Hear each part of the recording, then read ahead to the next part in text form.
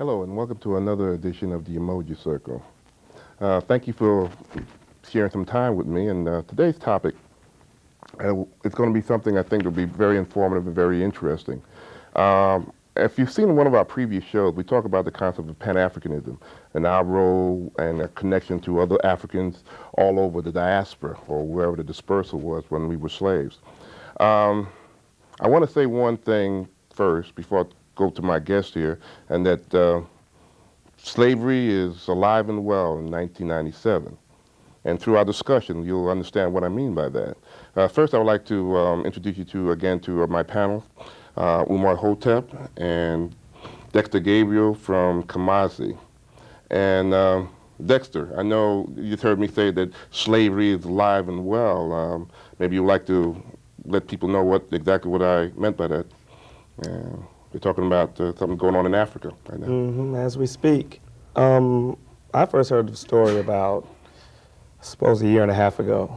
I was flipping through an Africa bulletin because, as I stated in the last show, I think it's necessary that we as black people, if we're going to say that we're African or African American, that we keep up with what's going on in the continent to show true unity. And as I was going through it, I began reading about the civil war that was raging within the African nation of Sudan. And I had been somewhat familiar on it, and I basically knew some of the tenets of it, that the northern of Sudan was mostly Arabic and Muslim, and southern Sudan was predominantly black, and the people there were of traditional religions that have been practiced in Africa from time immemorial, and also of Christian faiths. But what I found interesting was this article said that the Sudanese government was attempting, the northern half, was waging genocide on the Nuba peoples. And this really caught my attention because I study a little bit of history, African history. And as you know, Sudan is home to the ancient Nubian area that we always refer to as Nubia, Tasseti. Tasseti, yes. And in this genocide, what was being charged against northern Sudan, these Arabs, was that Arabs in northern Sudan were not simply killing and just bombing, as if that wasn't bad enough in southern Sudan, but there was one word that caught my attention, and that was slavery. Now, when I saw that, of course, I jumped because, well, like most everyone else, to me, slavery is something that's back in the past. Hey, thank God for that Civil War thing. It's all over, and that's good. Let my people go. And exactly, and here this was facing me. This was 1995 when I saw this.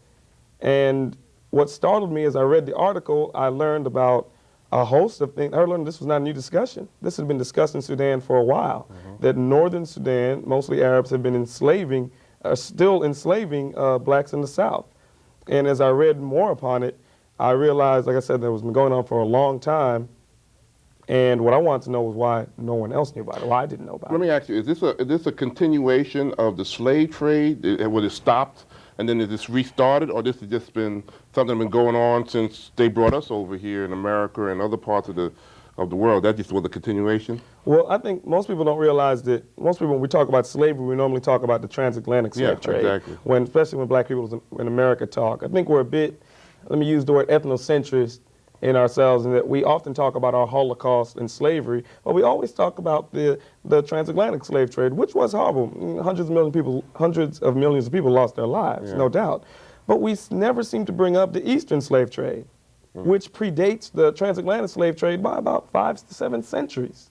And this slave trade was started by Arabs, Turks, and such, who invaded parts of East Africa, yes, this area of Sudan, and carried on a slave trade that lasted not only predated the transatlantic slave trade, but lasted well after it. So what we're seeing here is that perhaps the slave trade, because slavery was only outlawed in those Arab countries, I believe until 1911. 1911 was outlawed. So what we're seeing here most likely is that it never really stopped. It probably slowed to a trickle, but when things get really bad and no one's paying attention, it would seem that this slave trade picks itself up again. And in 2 African nations in particular, Sudan and Mauritania, this seems to be going on at this moment. Mauritania, so that's the other, now Mauritania is on the western side Mauritania is on the western side, and near Sudan? Morocco. Yes. Yeah, near Morocco. So that's on the Atlantic side. That's on the Atlantic side. Okay, and Sudan is a little more Is closer on to, the eastern. So what you're seeing is two closer halves. to Egypt, Yeah, around exactly. there. The Mediterranean. So what you're seeing is that on the eastern and western sides of Africa, there are reports of the slave trade. In Sudan, there was a sister, I've seen her on television several times, and I read several works about her. Her name was Jane Ali. And she reported how she was in her southern Sudanese village, this black woman, and a host of Arab militiamen stormed her village, armed with guns, and they came in tanks and such things. And she hid out in the brush with her children. Oh yeah, I saw her on BET. Right, and as about she watched, a couple of months ago, they killed men, took many of the women and children, and she escaped only because she hid in the brush. And they found her walking the Kenyan countryside. And today she lives in New Jersey, and she recounts this tale of these things that are going on in many different areas of Sudan, mostly to the people known as the Dinka Society. People say tribe, I say society. The Dinka Society of Southern Sudan, who were the main rebels fighting against the North, who, like I said, are mostly Arab and Muslim. In Mauritania, it's a different yet a similar story. In Mauritania, what you have here are groups of people known as Haratines. They are mixtures between the Arabs and Berbers who live in this area of Africa and the blacks. And these mixtures are basically treated as chattel. They're housed many times along with the animals. These are African men and women. Going on to this at this moment. At this very day. There's a picture which they always show. I doubt anyone can even, if you just want to look at this picture. Get a tight shot of this. And that is a picture of a young girl, about, she looks about 8 or 9, serving some Arab and Berber masters. And there was a brother who went there from the United States. His name was Frank Cotton. And he recently went and made a documentary on it in Mauritania. He has actual photos, actual films. He spoke to some of these people, and they said, yes, we are slaves. And it's been confirmed by Amnesty International, an organization such as that. But it's amazing, there are a lot of white organizations who have been bringing this up. Like you said, I've heard about it, on and off in the media, became some kind of news items since like the 70s. And it's been popping up. And, then it goes away, and I'll admit, when it goes away, it went away from my consciousness, and that was those days before I became Pan-African in my view. Right. And again, it's flared up. I think it's been on BET and Talk. It was in Vibe magazine. Vibe it magazine. Featured in Newsweek recently. But so it's going to be the same pattern. They're going to talk about it, and then boom, nothing's going to happen. Is anything being done, say, to the Sudanese? Do they have like a embassy or Sudan right now, basically, I believe it was in 1989, Islamic fundamentalists, mostly Arab, took Sudan. So when you talk about Sudan right now, you're talking about a country that's within Africa, which a lot of people need to realize, which is run by mostly Arabs and not Africans. When you talk about Mauritania, you're talking about a country that has a large black population in it, but is run by a host of Arabs and some blacks who usually see themselves as quote-unquote cultural Arabs anyway. So we're seeing in both countries, we're seeing probably, like you said, the old war between Arabs and Africans, which has been going on for quite some time. And as far as people's reaction to it, the reaction within the United States by black people in the United States has been atrocious, to say the least. Not even lukewarm. No, it's like cool, huh? Basically, most black leaders have been told about it. Jesse Jackson, for instance. They told Jesse Jackson about it. Some brothers and sisters from Sudan and Mauritania, they said, hey, when apartheid was going on in South Africa, blacks in America were instrumental in helping shut that down. This is slavery going on. Same thing that got us over. Exactly. So if there's anyone who can relate to this, we should be able to. You should be able to. No one else has listened to us. You can relate to us. But Jesse Jackson was busy at the time. He said he was busy with affirmative action and he couldn't handle that issue. Exactly. That's what that is what his reporter. That's what his press release publicist told the Sudanese people, that this black man who's supposed to share blood with them was too busy to discuss slavery. And he's not the only one. Reverend Ben Chavis has also ignored the issue, has not returned the phone calls of many of these groups.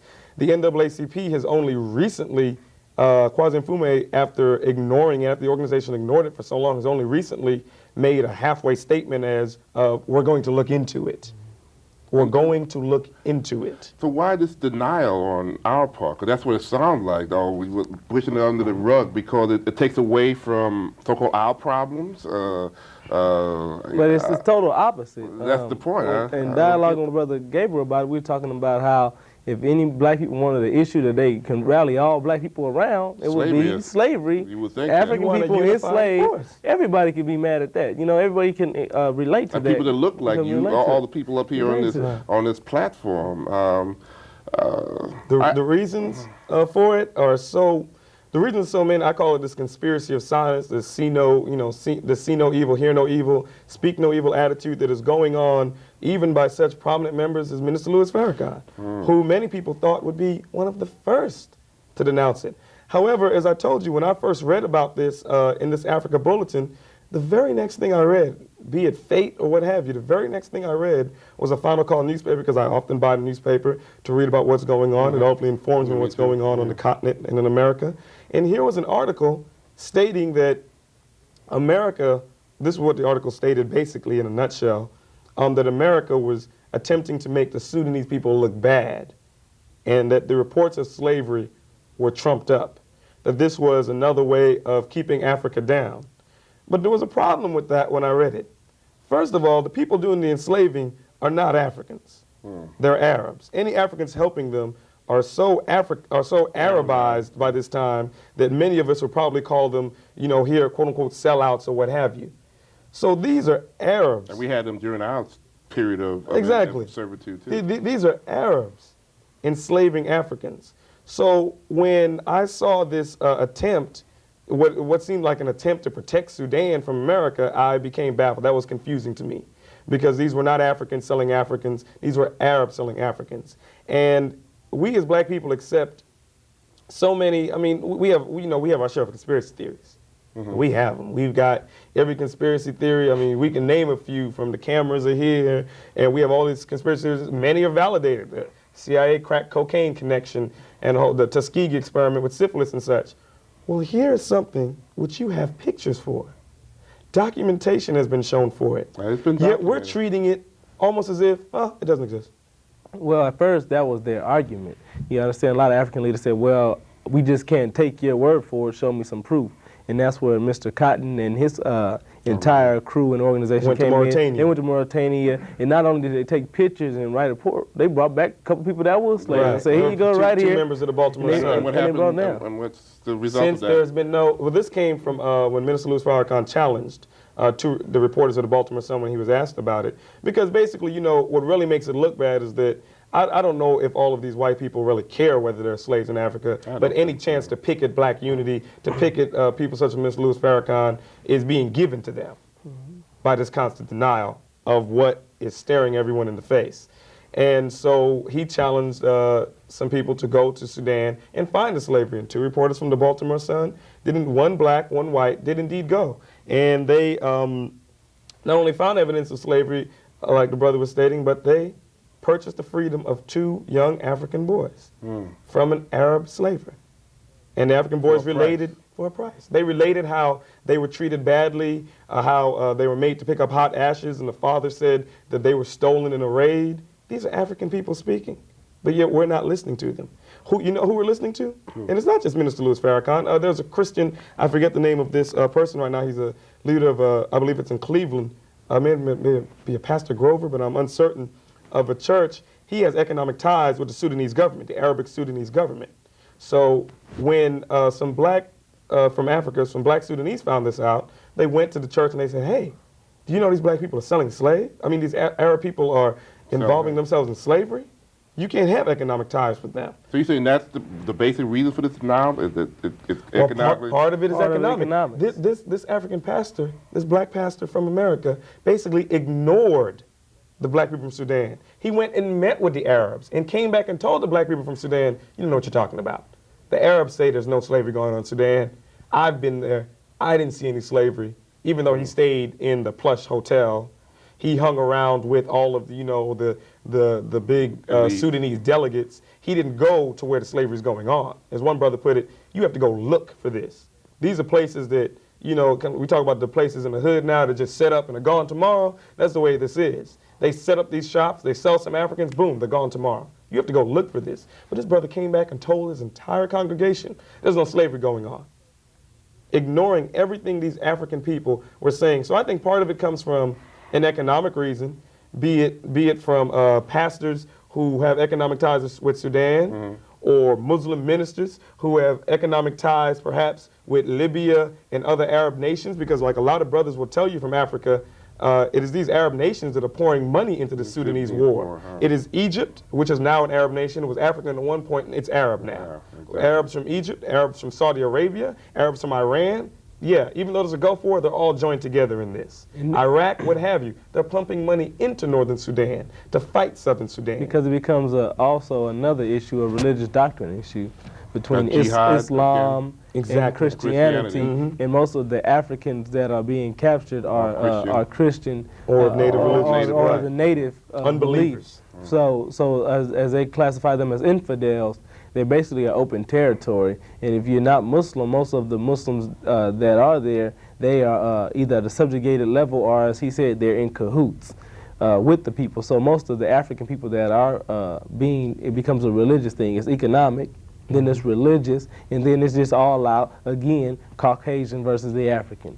You know, when you look at it again, white supremacy, racism, with a different face, in a different form, but it's still the same thing. But when you say Arab, a lot of people don't associate Caucasian with Arab. A lot don't. And, you know, And could you specify, could you say Arab, then you take Caucasian. Exactly. People see two different things. That's another great problem. I think that one of the main reasons that you have a lot of denial. Black people in America, unlike Africans on the continent, have a very romanticized view about their relationship with Arabs. Black people have a problem in that we often, if we see the dominant culture, which in this country is Anglo-speaking, English-speaking people, we often think that if they don't like another group of Caucasians, those Caucasians must be our friends. You know, if the Caucasians speak Italian, German, or Spanish, or what have you, I'm not talking about Hispanic people, but actual Spanish people, we think, what was the quote you said the person told you? Oh, she's not white, she's French. Yeah, she's not white, she's French. Exactly. A very warped idea of what's going on here. And a lot of us have a romanticized view about the relationship between Arabs and Africans. And this one African, let me read you what he said. This is a brother, a black Sudanese brother. He said, the African never wanted anything to do with the Arab because he is a slave trader and we have never forgiven him for the slave trade. The Arab will always try to enslave people, that is Africans, because it is in his culture to enslave people, that is Africans. The Arab is an expansionist. He will never be satisfied with just the north of Sudan. In reality, he will not be satisfied until the whole world worships Islam. A lot of people will say, well, this is anti-Arabic and so forth. Well, I'll tell you what, if Arabs are enslaving Africans, and if, like many of these black people are saying, Sudan is the gateway for the rest of Africa, John Henry Clark, a matter of fact, noted historian and activist, has stated that probably the greatest threat right now to Africa is the spread of fundamentalist Islam. Because it is running roughshod over Africans as it did in the past. Again, we romanticize this view of Africans and Arabs. If we don't learn from the past, we Arabs make the opened up the gateway for slavery. Arabs came in first, enslaved Africans, who were, as the brother said, unbelievers or infidels. Many Africans, not all Africans, said, hey, I want to be a Muslim. Many resisted. I knew a Sudanese, excuse me, officer. He was here for training, and he was blue-black. Okay, that's and he said that we had, it was during Black Heritage Month a couple of years ago, and he was giving a little lecture on Sudan, and you know, he got a little map, and he was showing, you know, the culture and what's going on. But when it came to describing who he was, he said, they claim that I am Arab, okay, and he was real dark skin, blue-black in complexion. He said, I know I am not Arab, but that's what I am, you know, labeled at, or in my, you know, documentation to describe who he is. He was described as Arab. I found that very fascinating, because he said he claimed his African heritage, and he's proud of his African heritage, but when he is described, he described as an Arab. Right. And I found that pretty fascinating. That's class, but also when back into when you were talking about the difference between we think of a white person, we don't think of an Arab. It's Or because Aryans in India and it's such. because of the word Caucasian, and that is inclusive. Now European is different. No, an Arab is not necessarily from Europe, but they are of the Caucasoid. Come from the northern. Exactly, from the northern plains. That's the classification they gave to themselves. So that's where you get, the Aryan and, we didn't make these and so on things and up. so forth. So that's where they are included. So when you Good. say white folks, it's not just France, it's not just Spain, it's not just We talk about Portugal. Arabic, So we're people talking about the Turkish Berber. people. Turkish Iran itself means land of the Aryan. Iran itself means land of the Aryan. Well, most people would never associate It's the Iran with that. language nuances that A lot of we it, get mixed exactly. up. A lot of them are Indo-European languages that are related and such. And I mean, right now, I think a lot of, like you said, a lot of this denial is basically fueled by Well, do you think an unacceptance. you think I'm not making any excuse. You think because of the struggle that we are going through, there's a term that I saw. I looked up, tried to look it up in the dictionary. I haven't found it, but I read this book, and it was a condition called anomie. ANOMIE. I think that's how it's pronounced. And what it says is that pressure is put on a person or a culture to such an extent that they're so busy fighting the pressures on them that they don't have time to think of anything else. That's true. You know, and it's on the individual. It's done on the individual. So usually governments do that. They give you taxes, Right. or they downsize your job, and they raise interest rates, and you know all these things that happen to you. That you know you're saying, whoa, you want me to think about his problem? I can't even survive. That is Exactly. very That's a very prevalent classic in the point. black community. That is very And prevalent. that could be a reason But the why? issue that he brought at the beginning was that the same people that were talking about apartheid and don't support Coca-Cola and tripping don't over themselves when the Black support Caucus so and messed up. so Tripping over and themselves. rallies, and when Mandela came to America, they was acting stone cold fools. They act like they had a natural concern for what happened in the So continent. what happened with that? You know what? I remember those things, but what? It was different? it was sociable. It was in. It It was was in in. to be It was against South fashionable. Africa. So they got This caught is on a- the exactly. wagon then, right? Yeah, in about 5 years, this might be fashionable if This people might be. continue to publicize it. Apartheid had been happening for decades. Yeah, I since mean, about the 30s, decades. 40s, yeah. And so until it became fashionable into the 1980s, I mean, from the early times of when the Dutch began The to inhabit it, Boers. and then you don't even talk about the invasion when they had to fight the Zulus and so on and so forth. I mean, that had been going on for years. Almost 100 so, years, yeah. Exactly, almost Yeah. almost a century. And not to talk about the people who lost their lives like Biko and Mandela being in prison, but it had to become fashionable. And now this is an issue that is finally getting attention to it. But the sad thing about it is that people like Amnesty International are taking the mostly white forefront, people. and mostly white folks are taking the Mostly white forefront.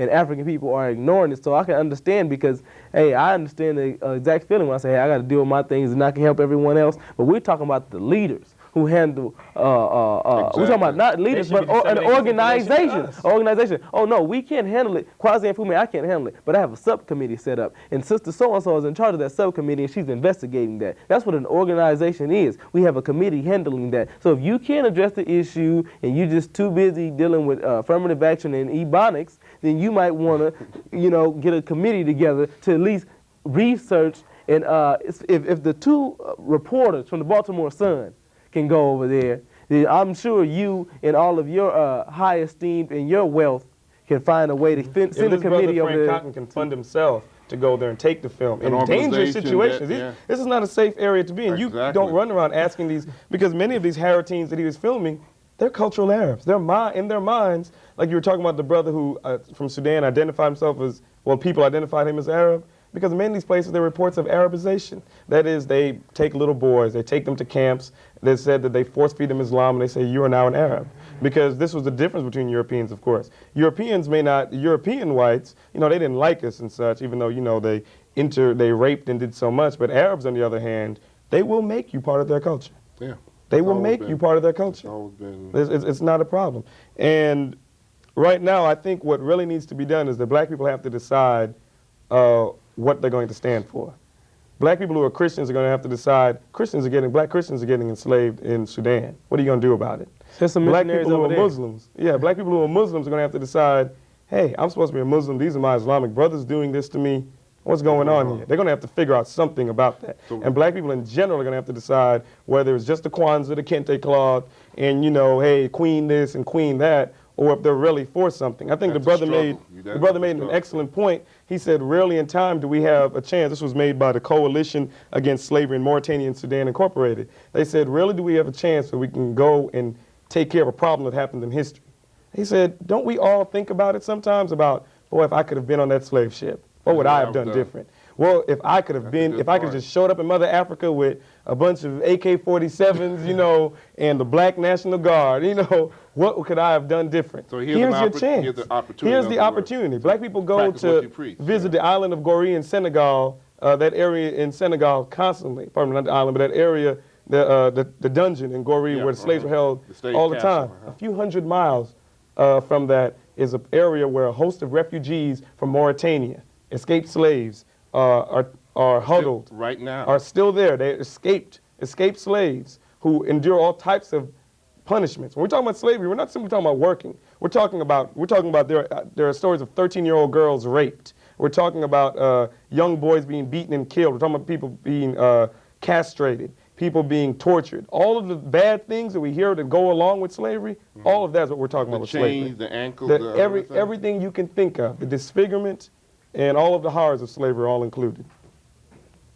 So black people are going to decide what they're going to do about that. And there are several organizations out there many people are interested about. One is, like I stated, the Coalition Against Slavery in Mauritania and Sudan, otherwise known as CASMAS. And the best place to find that is perhaps on the World Wide Web. It's a good place to look it up. Or the Pac Sudani Network. And I'm certain, I may not be able to give the address to everyone right now. I do have it.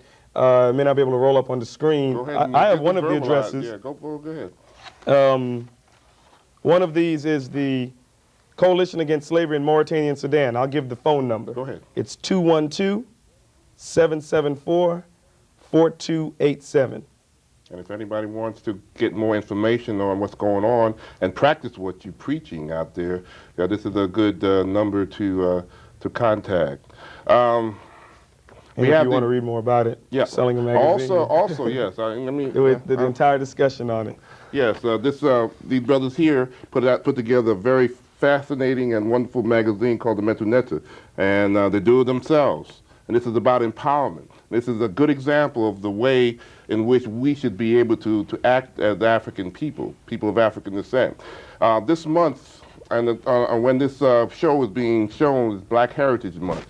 And we're going to have a lot of people who are not spiritually yet, but consciously talking that black, like we're saying, wearing the dashikis and all that. This is going to be an opportunity to practice with all that information you're learning.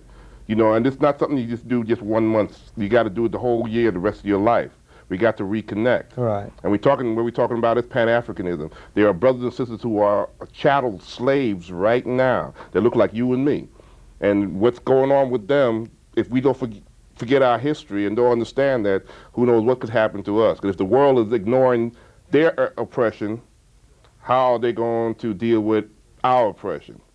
And with that, I would like to thank these brothers for coming and sharing that information. Thank you for having us. And again, until next time, I'd like to say Hotep. Peace. Bye-bye.